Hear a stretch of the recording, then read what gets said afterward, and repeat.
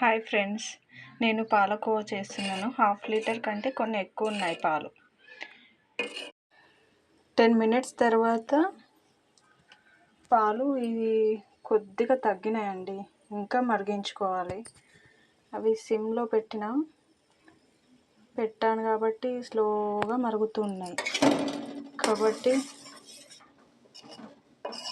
కొద్దిగా లేట్ అవుతుంది. ఎలాగో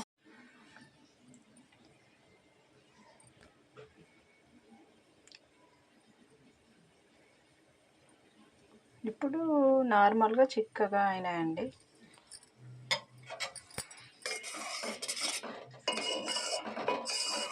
ఇంకా దగ్గరికి రావాలి, చాలా టైం పట్టేటట్టుంది. పాలు అనేవి ఇలా చాలా దగ్గరికి అయినాయి. పాల కన్సిస్టెన్సీ అనేది దగ్గరకు వచ్చే కొద్దీ పాలు అనేవి పొంగుతాయి. కాబట్టి మనం కలుపుకోవాలి. జస్ట్ 2 మినిట్స్ చూడకున్నా సరే పాలు అనేవి పొంగిపోతూ ఉంటాయి.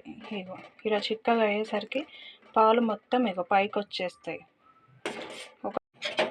చూసారు కదా, పాలు అనేవి చాలా థిక్గా అయిపోయినాయి. సో ఇప్పుడు షుగర్ వేసుకోవాలి. షుగర్ వేసుకొని కాస్త నెయ్యి ఉంటే వేసుకోవచ్చు, లేదంటే లేదు. సో ఇది చాలా థిక్గా అయింది.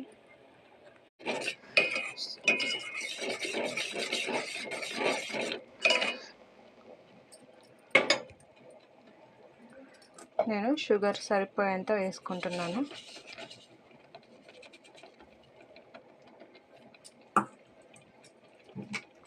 కాస్త నెయ్యి కూడా నేను వేస్తున్నాను.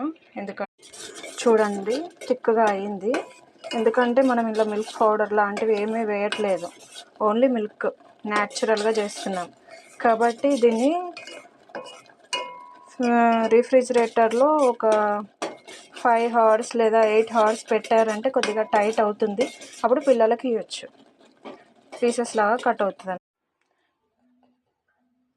పాలకోవా రెడీ అయిందండి.